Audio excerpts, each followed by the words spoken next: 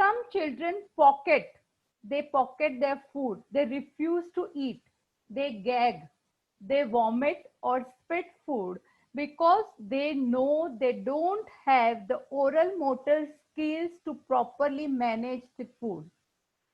Parents understand if child is not capable, they will not try and do that thing. Although eating is very natural to us, we feel it is what is there to eat.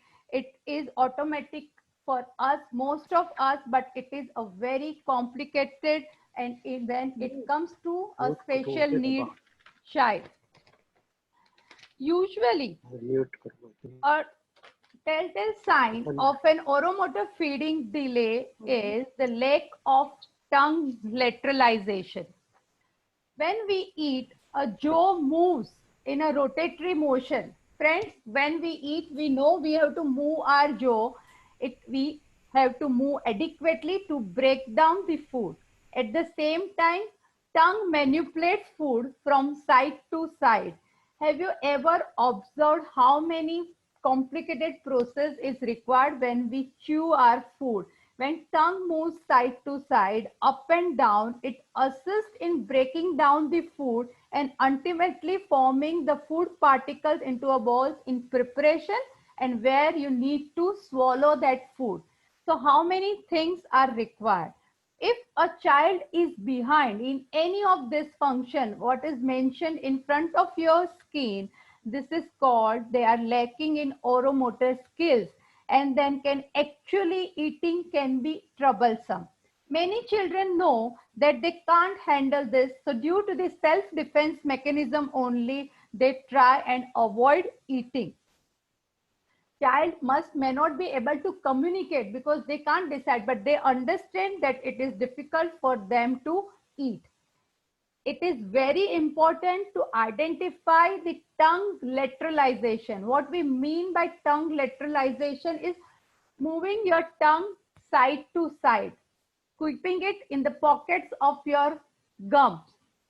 It is very important to know, can the child elevate his or her tongue tip to the alveolar ridge? Can it reach up? Can your child can take out the tongue or the gum area just behind the top front of the teeth?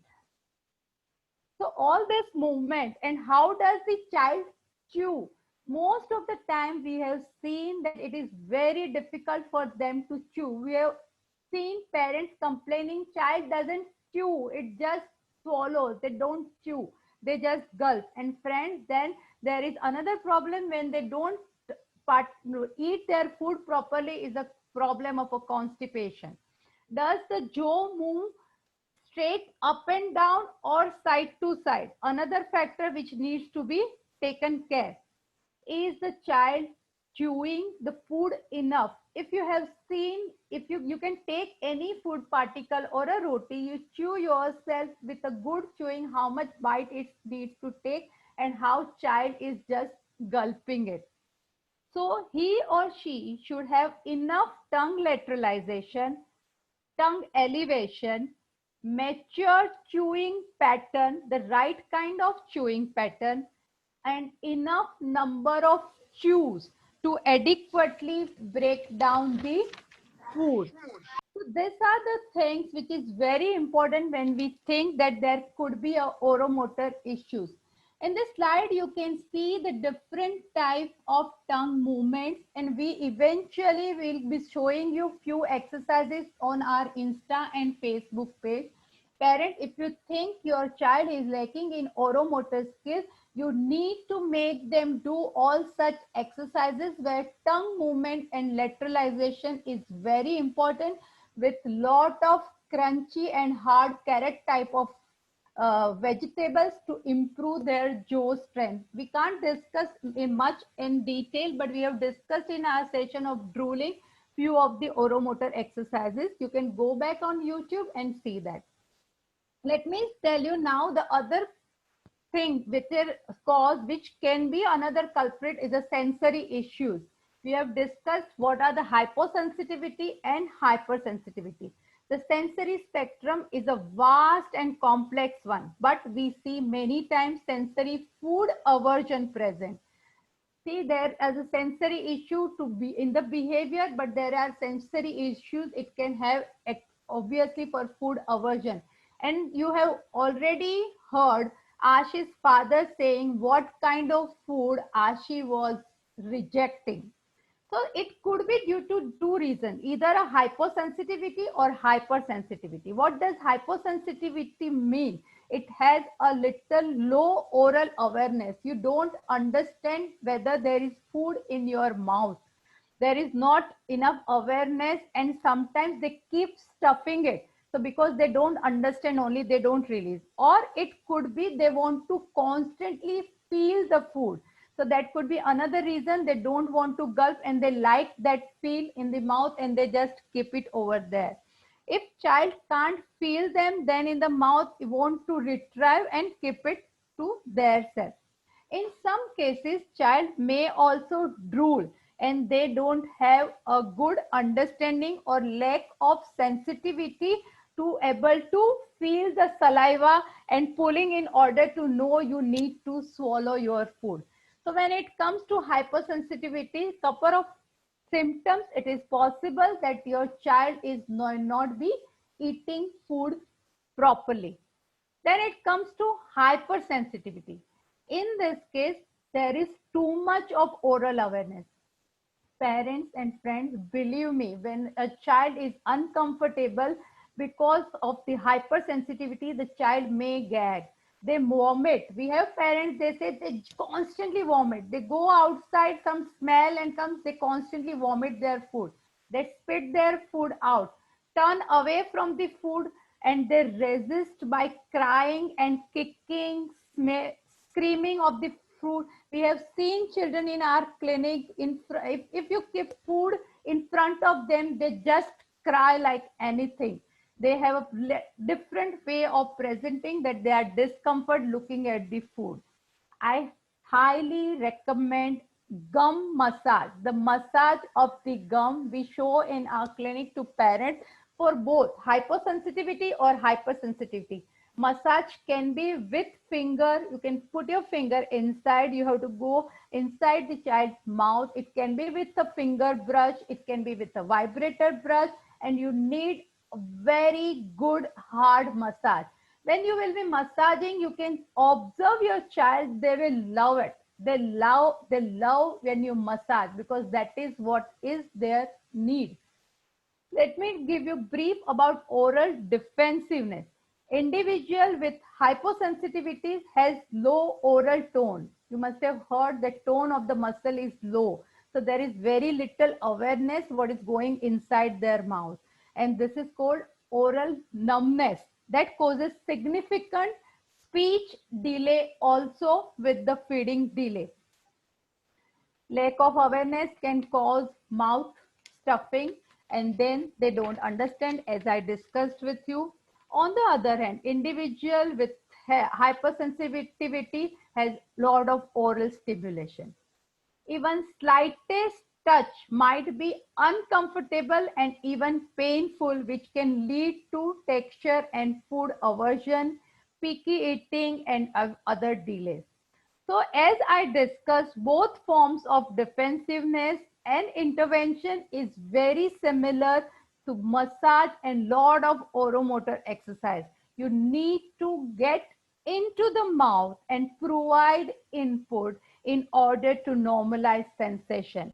And here we come when we discuss or find out what is the need of a child, and with a team approach of a speech and language therapist, nutritionist and psychologist, we can systematically plan desensitizing the different issues of a child and giving them a program. So this was about food refusal and how to deal with it. Now we are going back to our today's speaker. Let me introduce with us, we have Dr. Hiteshi. So friends, Dr. Hiteshi is a clinical nutritionist for metabolic health. She is our own from Kasturba Health Society. She was awarded Women Scientist, a fellowship and grant for her PhD from Government of India. She has published more than 80 articles on health and nutrition in newspapers and magazines such as Times of India, Wellness, Midday, and many more. Her forte is formulating individual diet strategies based on health status. With her more than a decade of experience in clinical nutrition practice, her key areas of specialization include metabolic syndrome, liver disease, sarcopenia, and child health. So I welcome Dr. Hiteshi, our own Dr. Hiteshi, to take over and take it further. Hiteshi, thank you, Mona ma'am. And thank you, Anshu team. It's been a wonderful, I really like to thank you for the wonderful opportunity to give me to present on one of my favorite topic, which is nutrition. So let's go ahead with the talk. Just give me a minute.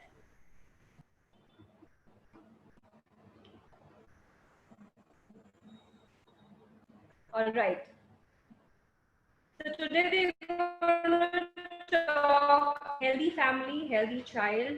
I guess if a family follows a healthy lifestyle, it automatically reflects on a child.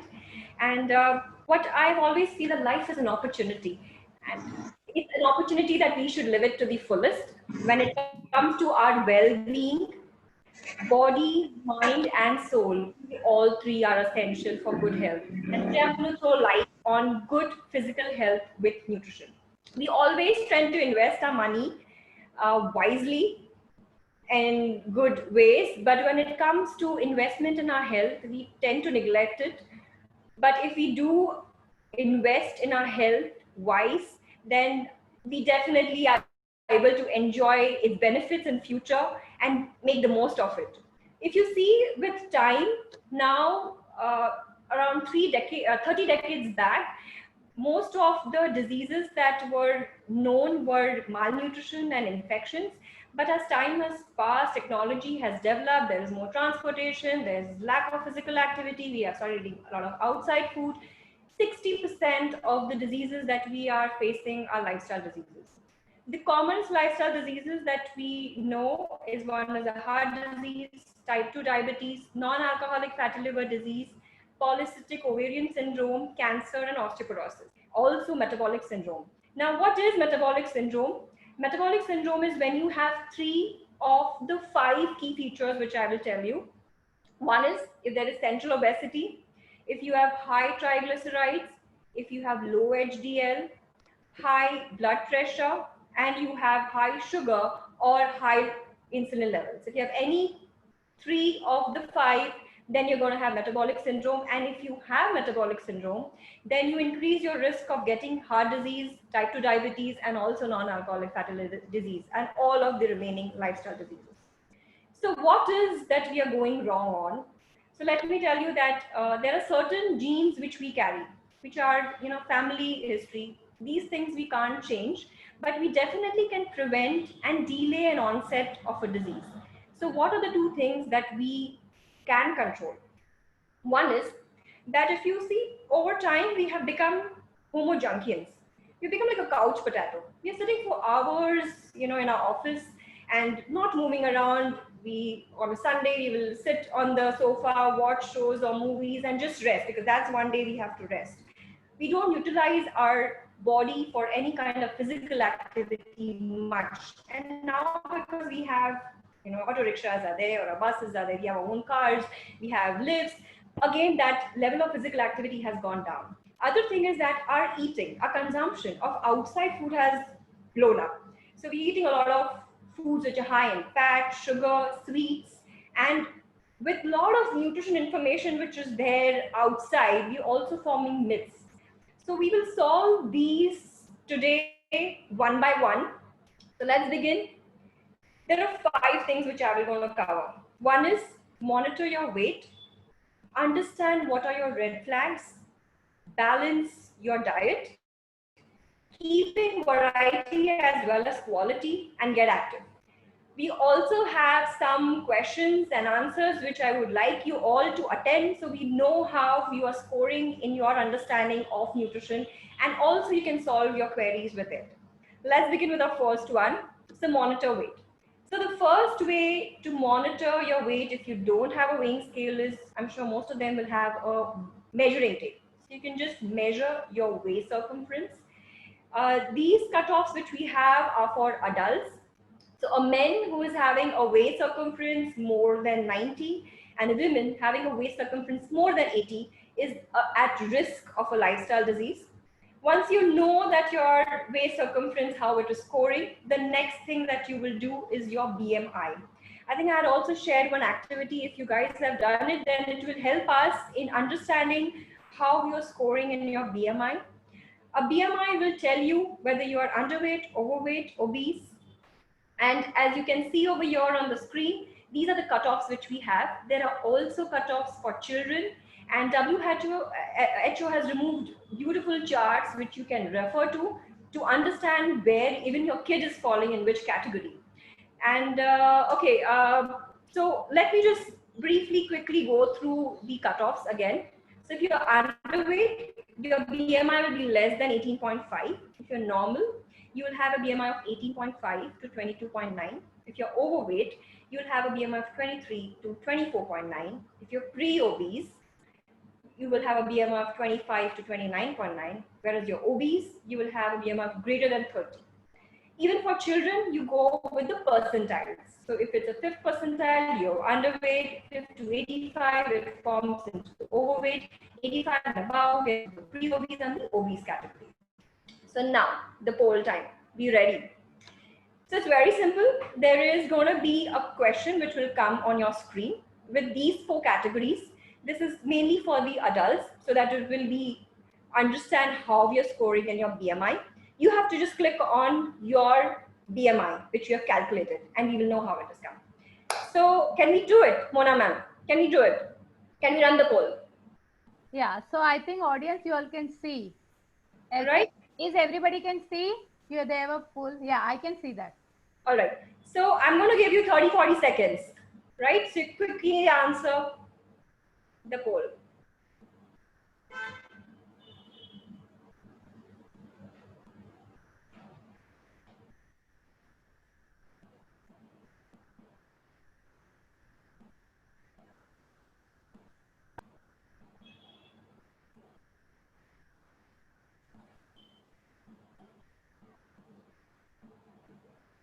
Okay.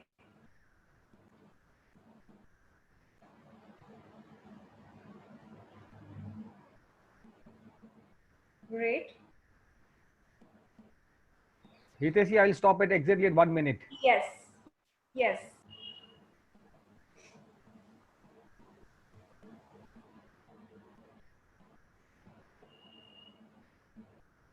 All right. So let's see the results. Okay. All right. Hold on. Right. Wow. So we have a tie, close tie. But if you see, there is almost, wow, there are almost 60-70% of the people who are falling in the overweight to the obese category, right? So I guess it's time now that lockdown, which we have right now in the pandemic, utilize this time to get a little bit more inclined in building your nutrition. Let's go on how we will do it. Okay, let me go on to the next thing. Okay, before I go on to the detailing of your nutrition, let me tell you one more thing. Once you know your BMI, you also need to understand what is your body fat percentage. Because more the body fat percentage, lesser the skeletal muscle mass. This also imbalance in the body composition triggers your tendency of getting more of the lifestyle diseases. I have put in some cutoffs for you to understand, and the best way to know your body composition is the gold standard is DEXA. And if not DEXA, then you have machines which are available in the gym these days, like Tanita and Omron, which are fairly good, compatible to understand how your body composition is. So now, first thing what you need to do is, first and foremost, before you change, and getting into a brown rice and a red rice, or whether should I have jawar or bajra, wait, take a hold. First, understand what are your red flags. Identify them. Are you having foods which are high in fat, sugar, salt, carbonated beverages, processed food? First, make a note of that.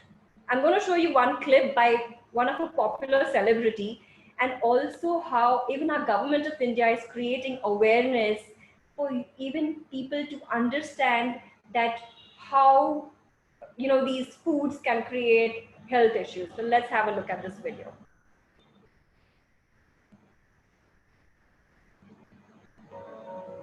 आपकी जिंदगी में कौन जीतता है, दिल या दिमाग?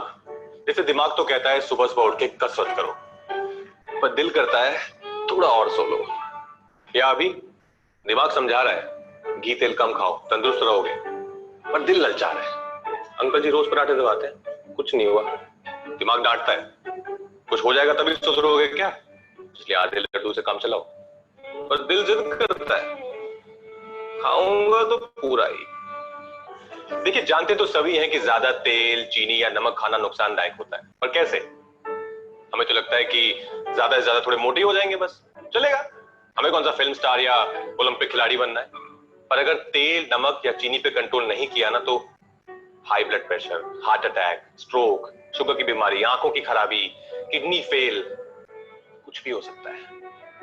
और इन सबके चक्कर में परहेज ही परहेज, सिर्फ खाने में नहीं, आपकी पूरी जिंदगी में, रोजमर्रा के हर काम में। नुकसान समझ लिए ना, बस हो गया काम आसान। अब लगाइए दिमाग को काम पे। अगर रोज के खाने में तेल का इस्तेमाल कम करना है, तो जितना तेल अभी आप डालते हैं उससे धीरे धीरे कम कीजिए, और फिर कुछ दिनों बाद और थोड़ा कम। और अगर नमक कम करना है तो भी यही, खाना पकाते समय नमक की मात्रा धीरे धीरे कम करते जाइए, और ऊपर से सैलेड, दही या फल पे नमक मत छिड़किए। चाय में चीनी लेते हैं, यानी कोई नहीं, लीजिए, बस आधा चम्मच कम कर दीजिए, और कुछ दिन बाद समझ गया ना। इसलिए सोचिए, आपकी जिंदगी में हर दिन, हर पल कौन जीतता है। आज से ही खाने में चीनी, नमक और तेल कम कीजिए।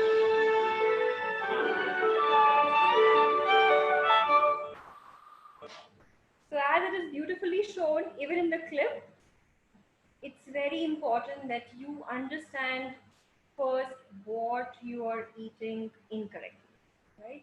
Also, if you see right now in this pandemic situation that we all are facing, a lot of people with comorbidities are at increased risk of getting the infection. When you know that it can create issues, just take a back step, think where what we can change, something which is in your own hand, right? So I'm going to tell you some quick ways in which you can make these initiatives from your side, right? There are 3 goals to it. As he has mentioned in the video clip, small quantities. Aaj se thoda hi kam, right? Also limit the frequencies, how you are incorporating. If you're having it very frequently, bring it down by at least 50%, and then go step by step. Don't rush. Also replace with better alternatives. So I'll tell you how we will do that. All right. So first, moderate intake of fat. Now, what is the recommendation? So ideally, around 3 teaspoons of oil per day per person is the allowance of oil you can take, which comes up to around 500 grams per month per person, which includes your ghee. Also, if you're incorporating around a teaspoon, around 2 teaspoons of oil.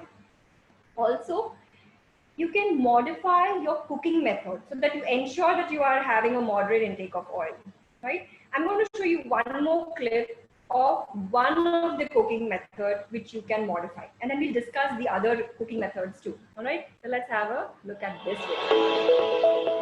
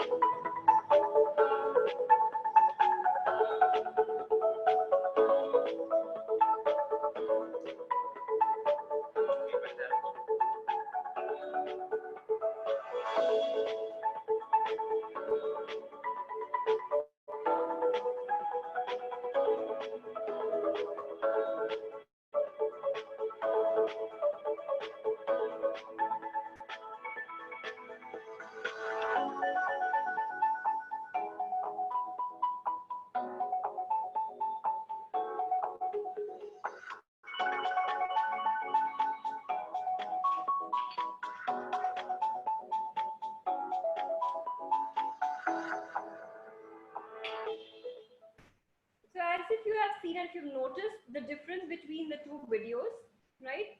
This is a typical tendency. We first put the oil, heat the oil, and then we put the mustard seeds and the cumin seeds. One thing which you have to note over here is that each oil has a different smoke point, right? So if you're heating the oil to a very high temperature or even for a longer period of time, you are actually building trans fat. So you're not just having trans fat when you have fried foods or processed food, but you can also create trans fat at home. So the better alternative is that you first roast the cumin seeds, jeera seeds, and then you put the oil. So your oil is in the heated pan for a very short period of time, right? Now, besides this as one of the cooking methods, you can also opt for steaming, boiling, baking, grilling, sauteing, which will ensure you have less oil consumption while you're making or preparing a dish. The other question, which I think most common question which my patient asks me is, which is the best oil? So let me tell you that there is no best oil. Okay, oils have a different ratio of PUFA, and saturated fatty acids, right?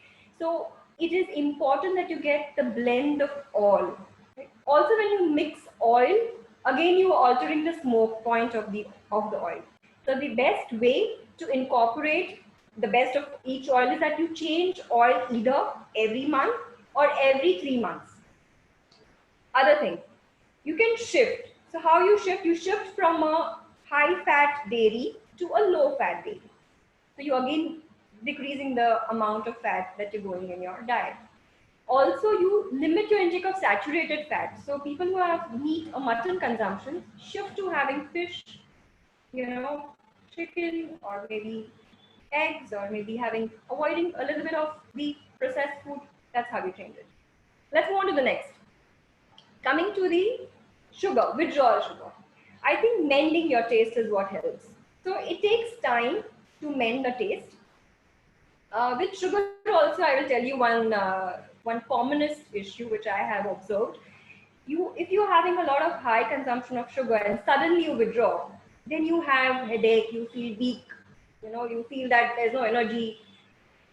Give yourself some time. The reason why this shift is happening is because when you're on high sugar, your body releases a chemical called dopamine, which gives you a trigger in your brain, and you're more energetic. And when you suddenly stop or suddenly withdraw, it's called as a sugar withdrawal syndrome that you face. So go slowly and then mend your taste in your consumption of sugar. Also, you can opt for alternatives when you have this craving for sugar. There's stevia as one of the natural sweetener which you can use. Dry fruits you can incorporate, like you have dates, anjeer, apricot. Fresh fruits can be incorporated. So that's how you will have a shift in your choices of having alternatives to sugar. Also choose wisely. Now, if there is an option given between having a cookie or a cake and between having a rasgulla, it's okay to have a rasgulla at times. But the best way to have it is squeeze it. You remove the excess of chashni which is there in it. And ultimately, if you see, it is sweetened paneer, right? Which is also a source of protein. So it's how smartly you make the alternative changes, how conscious you become while you're eating. Also, there are better alternatives to sweetened beverages. Like you have coconut water, you have kokum sharbat, there is lime water which is available. Why not opt for these options? Also, people have been having a lot of salt consumption with time. Like if you read many of the studies which we are coming across, the consumption of salt is almost 10 grams or above, which is about 2 to 3 teaspoons per day, because you are having a lot of processed food. Even in your food, you're incorporating, you're topping your food with salt. You know what is the ideal salt consumption which is allowed for an individual? It is just 1 teaspoon, which is 5 grams. So you need to be careful on how much of salt you're consuming. So what is the way which you can twist? Go slow on hidden sources like papad, pickle. Opt for better alternatives. Like you can have chutneys which are low on salt, but again nutrition at the same time. You can have a til seed chutney. You have a roasted chana dal chutney with coriander. You can also incorporate herbs, because herbs also add to flavor in the food. So incorporating jeera, basil leaves, coriander, lime, ajwain, curry patta, bay leaves, cinnamon, cardamom. Oh, there are so many huge variety of herbs which we also are being blessed with in India. Also read your food labels. So when you read your food label, in the packaging you will have sodium, and one serving, if it says it is more than 150 milligrams, that's where the sodium intake is going high. And at the same time, you need to hydrate your cells simultaneously. Also, a lot of people like breads. So I will tell you, nowadays, I think most of us have become chefs at home in the lockdown. We all are trying new things. So this is a whole wheat homemade bread that I have tried in this lockdown. There is no oil, no butter, no sugar, and minimal salt, and it tastes nice. Also, even the government of India has come up with a bread, modern bread, where they have incorporated phytoactives, like there is haldi, jeera, a lot of herbs are added to the bread. Even that is a better alternative, but why not try one at home itself? It's very easy. Now, when we know that what are the red flags, also be careful that you're not forming myths. Okay. So there are a large number of myths which are around. I will cover 4 common myths which I have shortlisted today. One is drinking Diet Coke is better than a regular Coke. I'll tell you the truth. So Diet Coke has an artificial sweetener which is aspartame.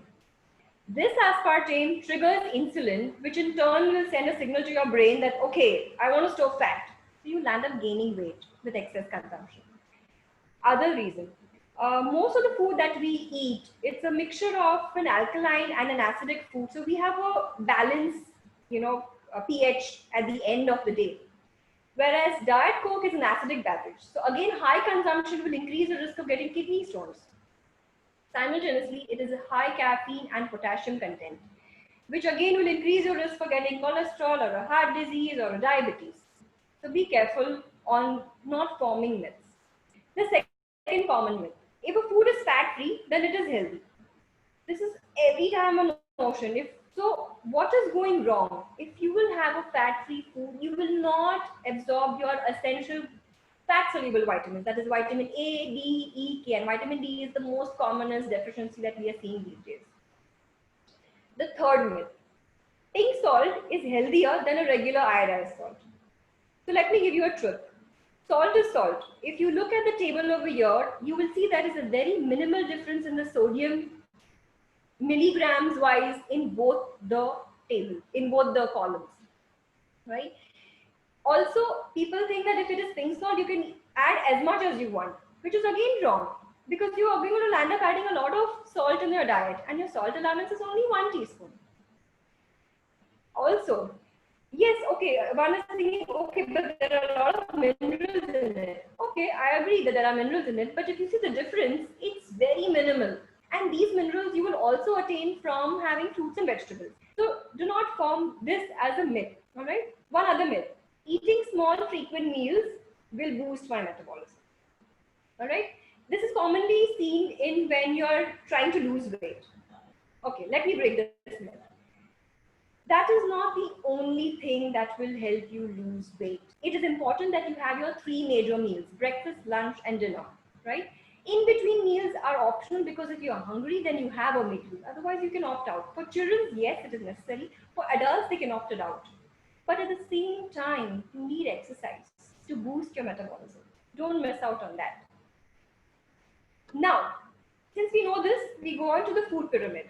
So we know that what we need to eat sparingly, what we need to eat in moderation. That is your oil, your sugars, and also some of your dairy products and non-veg food. And now it's time to strike the balance, where you have fruits and vegetables in each library and adequate consumption of your lentils and your cereals. So let us understand how you achieve your balanced diet. So I have broken up this balanced diet into 3 food groups. So it becomes easier for you to understand how you get a balanced diet. So one is energy foods, which gives you energy. So your whole grain cereals, your nuts, your oil seeds, your vegetables, oil, ghee, white butter, they all give you energy. We all know how much of each of that we need to eat. Like we do not have excess of oil, ghee, and butter, but yes, we have a good, wholesome, adequate consumption of whole grains, which again will vary from individual to individual, depending how is your physical activity, how much is your lifestyle. It will all depend on that. The other group is your grow and bodybuilding group foods, which includes your pulses, your milk, curd, paneer, fish, poultry. All right. And the third comes your protective food, the immune building food, which I would also consider the growth and bodybuilding foods as a part of it. But yes, this includes your fruits and vegetables.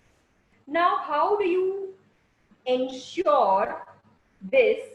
That is what we'll discuss. But before that, I would like one more poll. Let me understand how is your eat right portion.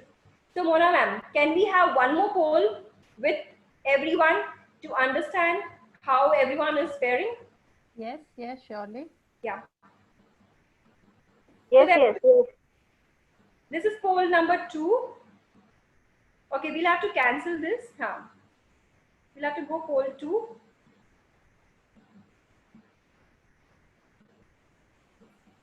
Yes. You can answer whatever you feel is right.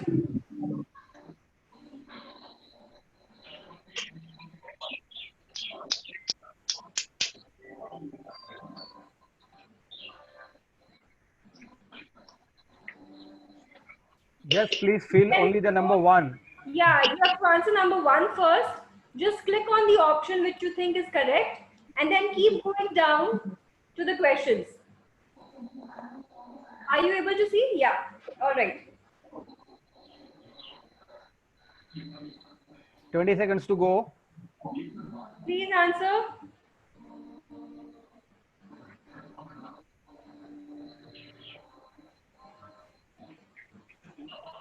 It,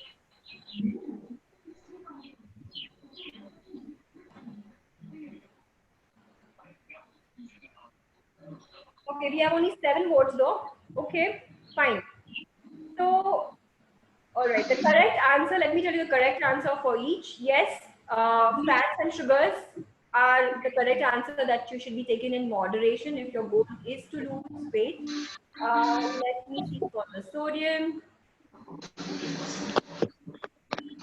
Right, the correct answer is all of the above. So opting for all the options as we discussed in the slide will help you ensure that you are going low on your sodium intake. Right. Yes, honestly, the correct answer, I'm glad 71% of the people have answered that correctly. Okay. So yes, this fourth question is a tricky question. Both answers are correct. It definitely gives you immunity. At the same time, it provides vitamins and minerals. Glad, and people have answered that correctly very well. Okay, how much of olive oil you can consume? Moderate is the correct answer. Not as much as you want. All right. Okay, thank you. Let's move further to understanding balanced diet. Okay.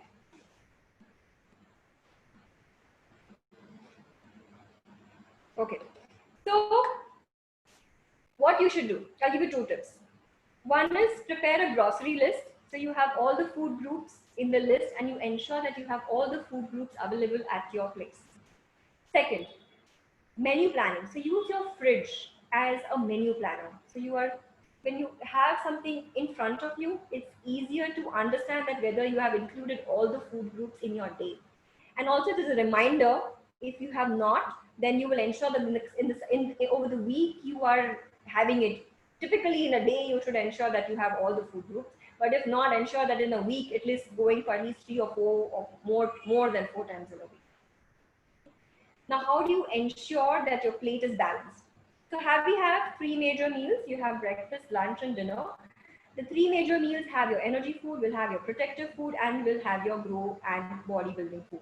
As you see the plate over here, 1/4 of your plate will have your energy foods, which is mainly your whole grain cereals. 1/4 of your plate will have your grow and protective food, which can be either a low-fat dairy, it can be lentils. Lentils are very good. Do not miss out. Many times I've seen non-vegetarians have a lot of fish, chicken, and they consider it okay to skip lentils. Please don't do that. At least 1 cup in a day definitely needs to go. And if you see the half of your plate will have fruits and vegetables. Okay. Now, if you see your breakfast cereal, you will have a whole grain, but it might happen that you are not consuming a fruit for a breakfast. You can shift it to a mid-morning. So whatever you are not consuming in your major meals, you ensure you have it in your mid-meals. One thing over here which is not mentioned is your nuts. These are handful of nuts we should have at least once in a day. Almonds, walnuts, even pista and cashews in small quantities can be taken. So achieving each food group, balancing it out for your major meals will help. I've also clicked one of ideal balanced diet plate, which you can see on your right side. Along with your balanced diet, you should also ensure adequate water intake, right? Many times people follow the balanced diet and they neglect hydration, right? At least 8 to 10 glasses per day needs to be consumed. This is for kids who have refusal, who refuses to have or try new things. So this is eat the plate concept. So you have 8 food items on the plate. And if you see, again, they're divided into energy foods, protective foods, and grow and bodybuilding foods. In this 8 plate, introduce one new food at a time. The other 7 should be something which the kid likes, because then it is easier for the kid to try the new food. And be stable. Once the kid has accepted, then go ahead with the next. Don't rush. Go slow, because that will help even the kid to enjoy the new food which has come in his or her life. Okay. Now, once you know how you have ensured that you have a balanced diet, what you do is variety. Ensure that in cereals, in nuts, in oil seeds, even in oils, you have a variety. You have 7 days. Ensure that each 7 day you incorporate a different cereal. If not in the 7 days, or at least over the month, you can ensure that you have incorporated all the cereals. And to be very honest, we are very lucky to have so many cereal options and variety in our country. It's very rare to have this. So why not make the most of it? Same thing also is for pulses. There are 21 pulses. I think there are more than that. I have come across 21.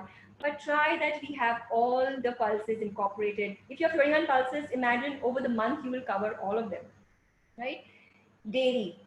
Even in fish, there are healthy fishes also which you can incorporate for those who are non-vegetarian. And in protective food, you have to ensure that you have all the colored vegetables and fruits.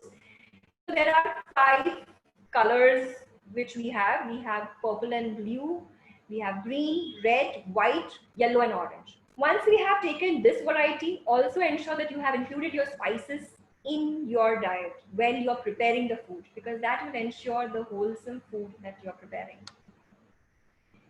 I'm going to show you an example of how you can create a balance of energy food, protective food, and grow and bodybuilding food. This is one of my favorite recipes.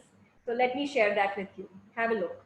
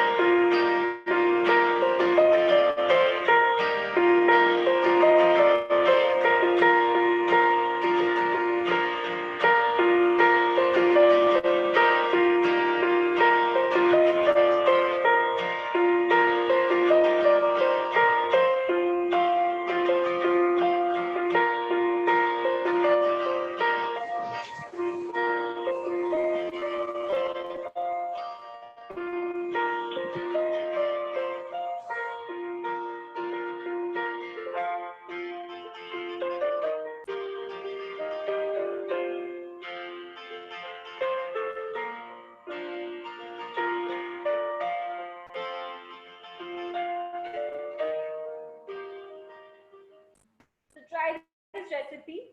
It's a replacement to your rice. I have added quinoa. It tastes very nice and it's good source of all the groups food which I have mentioned. I'll give you one more example. So this is a basil vegetable rice. As you can see in the diagram, it has 3 colors. There is a red color, there is a yellow color, and there is a green color. So with rice, and a balance is created with adding lentil soup. So this is all the groups. There is energy food, there is grow food, and there is protective food.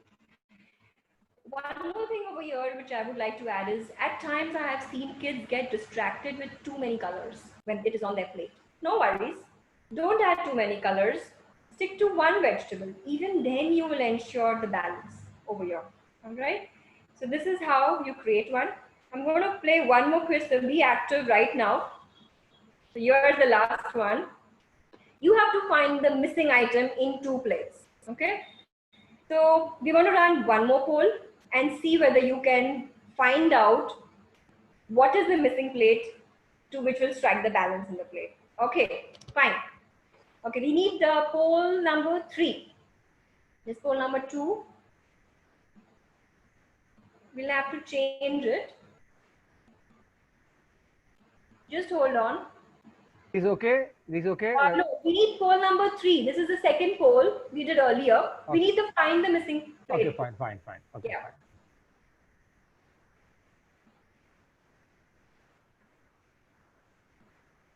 Just give me a second. Sure.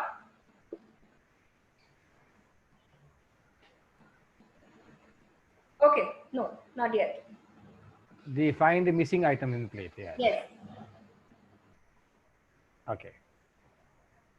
I hope you all have seen the plate well. Is it visible? Is visible, right? I can, yes, it is visible. Okay. All right. Hiteshi, can you describe? Yeah. They can Yeah. Yeah, use cornelius salad. Is it 1 tomato or 2 tomatoes? 3. Okay.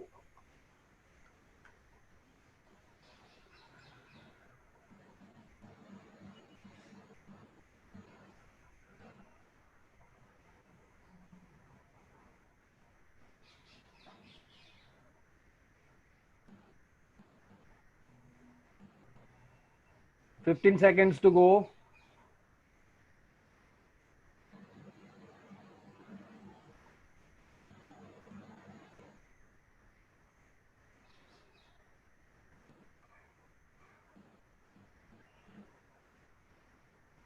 Ooh, okay. Wow. Great. Yes, dal is the correct answer. That will strike the balance of the grow and grow and body building food. And the second answer, fruits and vegetable, is the right answer. But I think it's very close. It's not the cereal. It is the fruits and vegetables. That will strike the balance for the breakfast. That's right. Okay. Fine.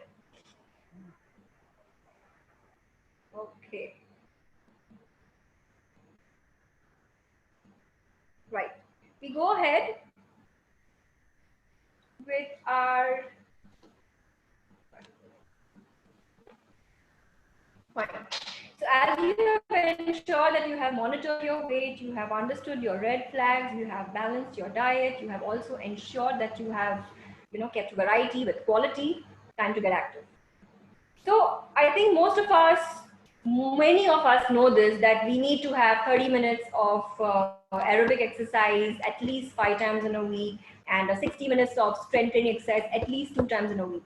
But before you achieve that goal, if you feel that is very difficult and it is creating some kind of a boredom, then I'll give you some tips where you can start becoming active. Start at home. We have a tendency, when bell rings, we tell someone, please usko khol dijiye. Yeah, if you want a glass, usually husband will tell, thodu pani aap ek glass bhari ne. So activity starts at home. Start getting active at your home. A family which walks together stays healthy together. Start getting active with your walk. Ensure you have 10,000 steps in a day. If you feel that is a very difficult target, again, see what is your baseline steps. If your baseline steps are 1,000, ensure that you increase another 1,000, make it to 2,000. After 1 week, another make it to 3,000. That's how you step it up and ensure that you reach 10,000 steps. Typically nowadays with the office work, it's difficult to meet as 10,000 steps in a day.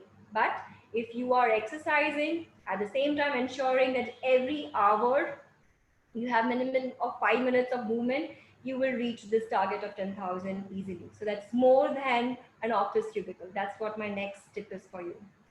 So I've written buses, but it is transportation aren't always necessary, be it your car, rickshaw, or be it a bus. You can opt for walking at times, so you can ensure that you're physically more active. Also, it helps when you have your friends to accompany you. Like if you're joining a Zumba classes, then if your friends are accompanying you, it is a motivation factor. It works. So why not try that also? And mix things up. So involve in multiple activities. If there is a possibility, like if you're walking, you can jog, you can cycle, you can do swimming, you can play a sport with your kid also, and also your kid can play with you. So it is again building a family bond at the same time.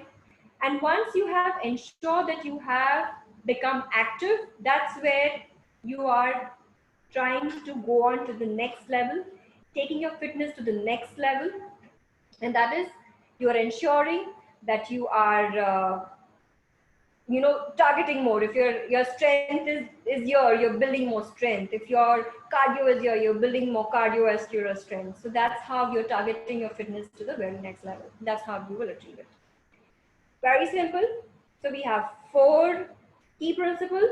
One is balanced diet, eat variety and quality, reduce your intake of high fat, sugar and salt, and be active. So simple. I'm sure in lockdown, once we have known this, we can start the initiative now.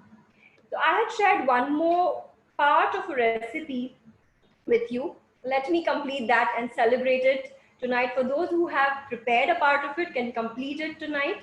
So let's have a look at that. So that's the recipe.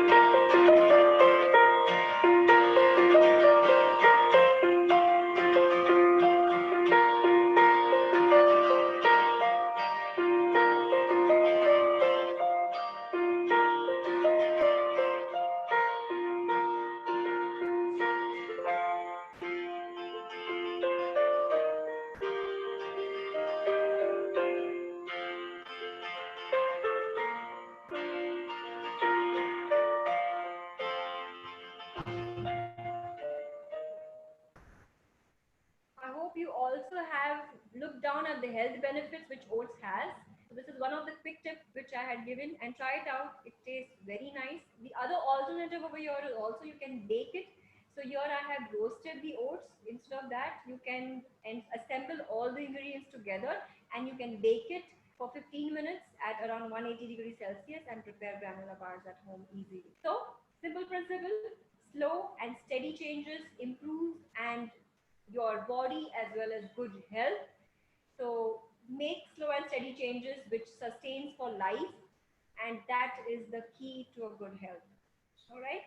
So thank you very much. I hope you all have enjoyed the talk. And if there are any questions, please ask me.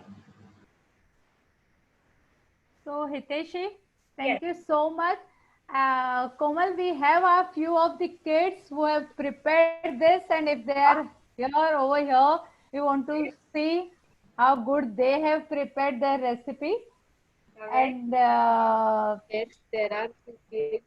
yeah, so If they anyone want, prepared, please so they raise want your to, hand.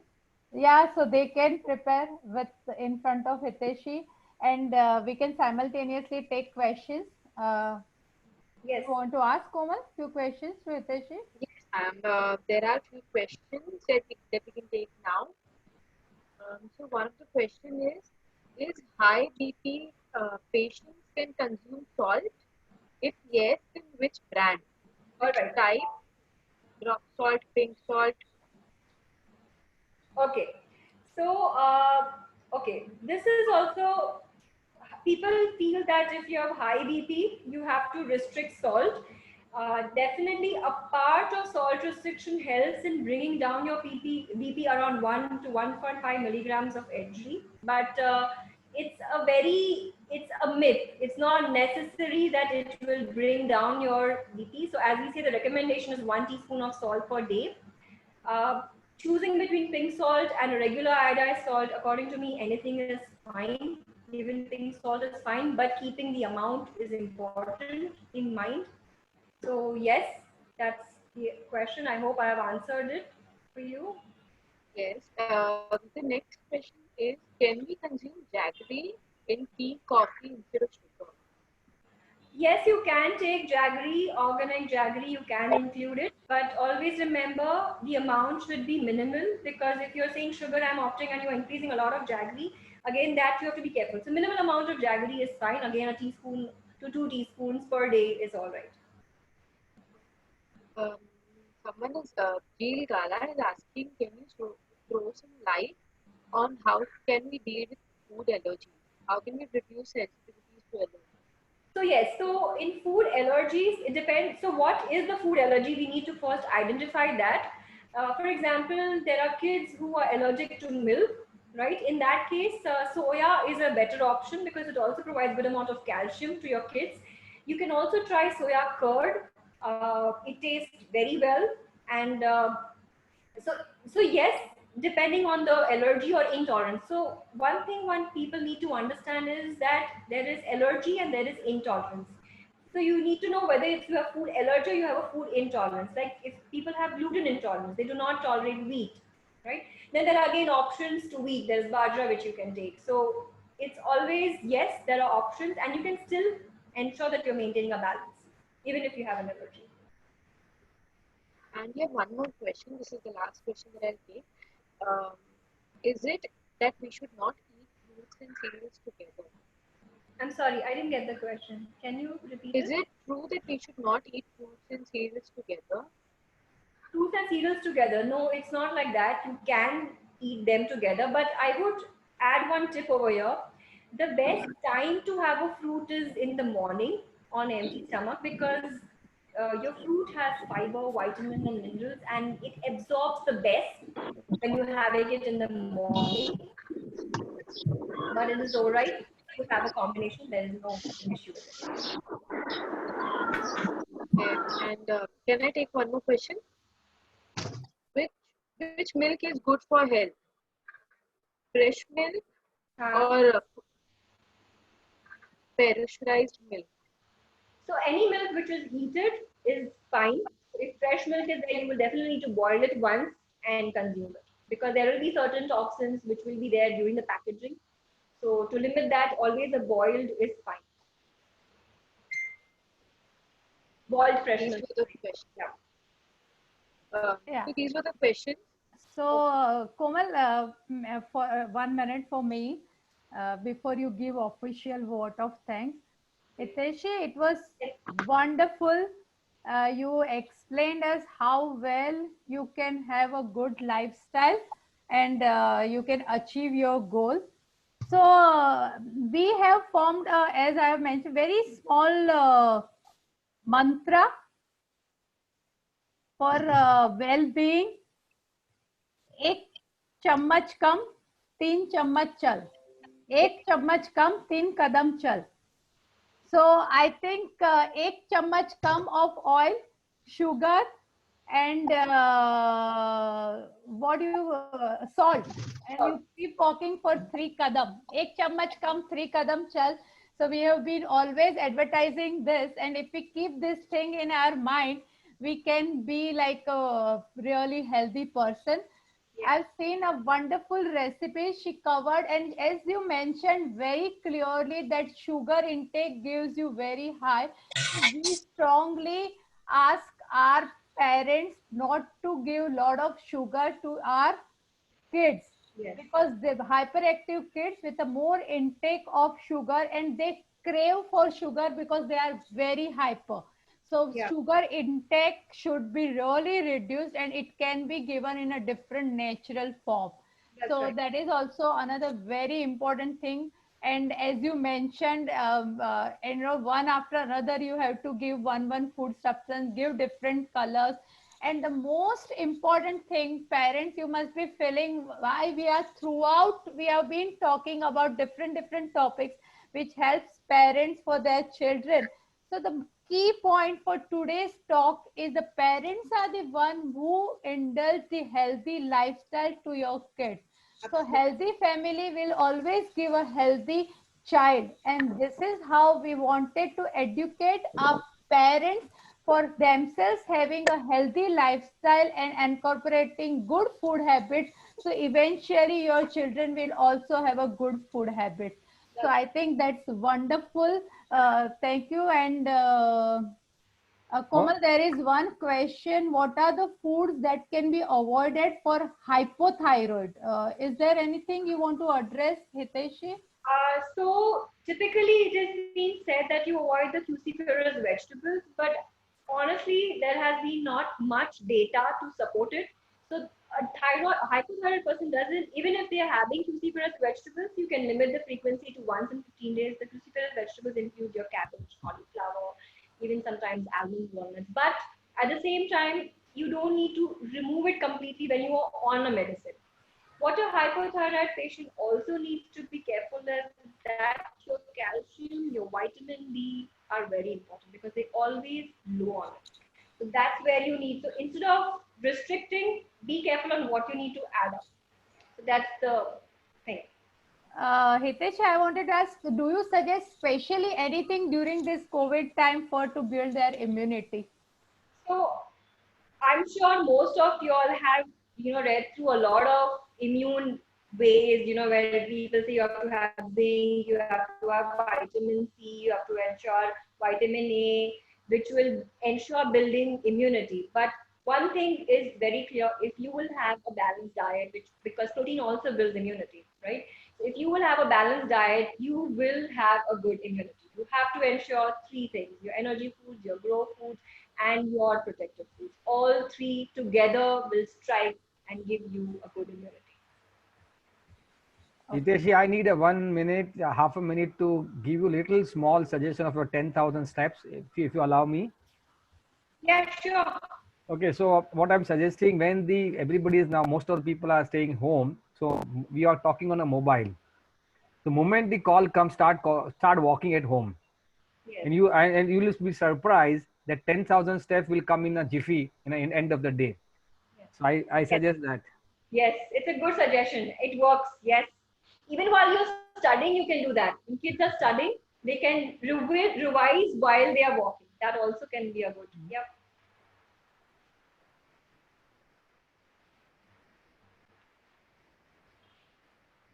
Mona unmute. That was great session by Hiteshi, and over to Komal for the official vote of thanks. So it was really a great session, and thank you so much, Dr. Hiteshi, for the wonderful interactive session. Thank you for sharing the exciting recipes and for the health and nutrition tips. Thank you, Dr. Mona, for enlightening us about the food refusers. Many of the parents and even in India, people don't know what is feeding therapy. And you are bringing this topic in India and putting some light on it will be very beneficial for the parents who are struggling with children who are having food refusal issues. And I would also like to thank all the lovely participants. The audience, thank you so much for the participation. Please log into our Instagram and FB pages to be updated about the upcoming events and even the certification course. And thank you once again, everyone. Hope soon again. Can you please